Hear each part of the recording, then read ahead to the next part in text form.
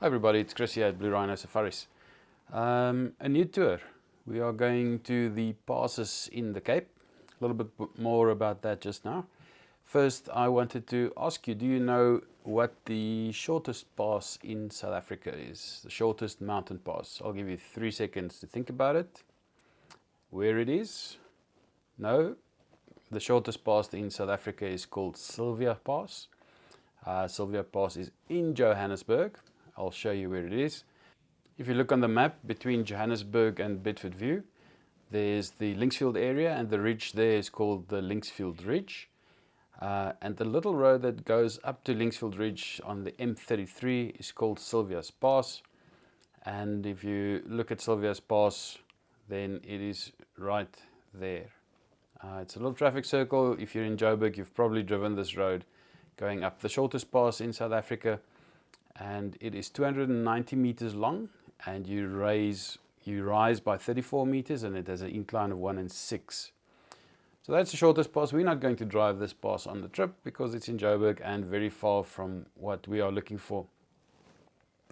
What we are looking for is in the Cape, and if you go down to the Cape area, then the Cape Fold Mountains is something that I've spoken about before.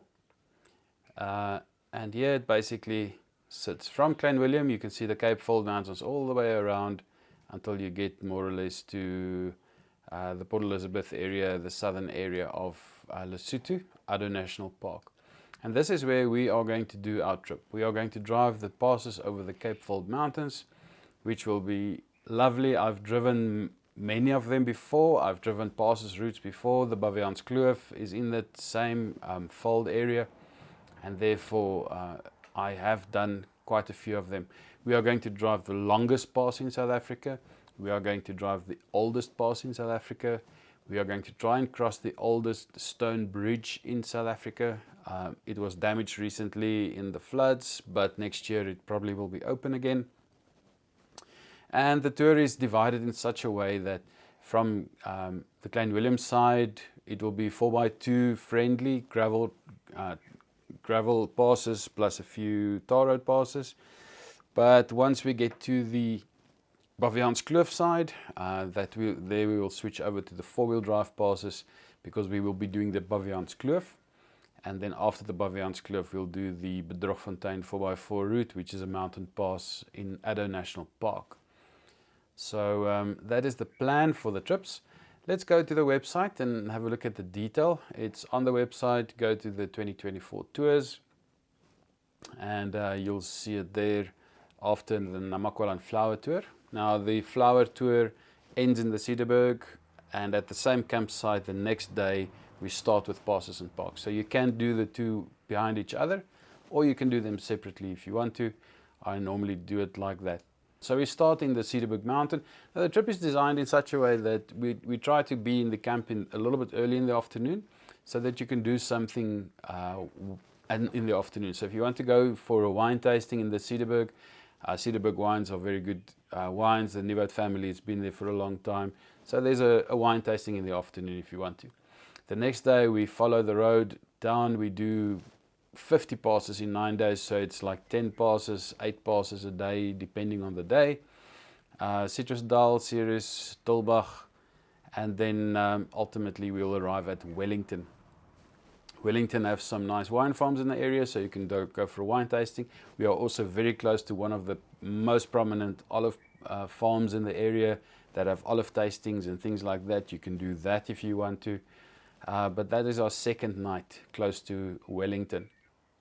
We are going to do the De Toys Kloof Pass, the old pass, just to make sure that we cover that. These days we all go through the tunnel and we miss the De Toys Kloof Pass, which is a really nice pass. Then down towards the Theewaterkloof Dam, and then up to Montetjie, Barrydale, all the way up to the Swartberg Mountains. At the Swartberg Mountains we'll do the Seweweek Poort Pass, which is one of the most spectacular passes that we have in South Africa. We will also go up to Prince Albert, have lunch, come down to George, sleep next to the coast for a night, and then up with the Prince Alfred Pass, which is the longest pass in South Africa. up to the Baviaans entrance. Now if you wish to break away, then you can break away at this point and you can skip the last little bit of 4x4 stuff. The last little bit of 4x4 stuff is the really spectacular stuff. But on this section, I would prefer no towing at all and low range vehicles with low range only. Baviaanskloof is not a difficult road. It has been built for normal vehicles to go through there, but in August when we go there, beginning of September, the water levels might be a little bit high and it might just not be good enough for normal vehicles. No 4x2s. The 4x2s are also not allowed in Addo, so for that reason we cannot have any 4x2s on the Addo route. 4x4 only. And that is it. It's 8 nights that we do this whole thing. We end up in on the other side of the Bedrogfontein 4x4 route, and it will be about 2 o'clock in the afternoon when we finish, and you can then decide if you want to travel with me. I'm heading back to Joburg, so I'm heading to Cradock, where I will sleep for the night. But if you're from the Cape, you can head down towards the Jeffreys Bay area and you can sleep there for the night and do your thing. So that would be night number 9 outside of the trip. But if you're heading to Joburg, you're welcome to join me in Cradock, no problem. But our tour finishes at 2 o'clock in the afternoon, which is a bit of a weird thing. Normally we camp for the last night, but our trip finishes at about 2 o'clock in the afternoon after we have done the Bedrogfontein eco route. It's just to make the tour a little bit shorter, otherwise it gets drawn out and it gets a little bit long for the day. So the detail around the costs, departure date 29 August 2024. It is just after the rainy season in the Cape, which means the Eastern Cape vegetation is at its best, and that's why we want to go at that specific time. If it's a little bit wet, not a problem. We want to actually see the area in its most pristine form. The duration is 8 nights. We are camping, 8,900 Rand per person sharing. This includes the park fees at Addo National Park. It also includes your park fees at Bontebok National Park and your route fees for the Bedrogfontein route. So everything's included there, your camping fees, all of that stuff is in there. Tour distance from start to finish is roughly 1,800 kilometers. The total distance that we drive in passes 512 kilometers. So 512 kilometers of actual passes over the 50 passes. The total distance that we rise or fall between the beginning of the pass and its summit, that distance, I added them all together and I get to 12 kilometers. We will be doing 12 kilometers of vertical movement over the passes. So if you add them all together, you will rise 12 kilometers in total. Don't be scared of it. It's not going to be a car tester. Generally the gradings are fairly good. Just here and there there's a little sharp bend and a steep section. Otherwise fairly straightforward. So you can see all of that there. The itinerary is on the website and it's going to be great. It's a South African tour. You don't need a passport. And if you have not traveled with me before, maybe try this trip and see how it goes. If you don't do the last 2 nights, I'll give you the camping fees and the route fee for the last night off. So it will probably boil down to about 800 Rand, 700 Rand per person that you'll get off the total price if you skip the last 2 nights. So just let me know if you don't want to do the last 2 nights. I'll give you a little bit of a discount for that.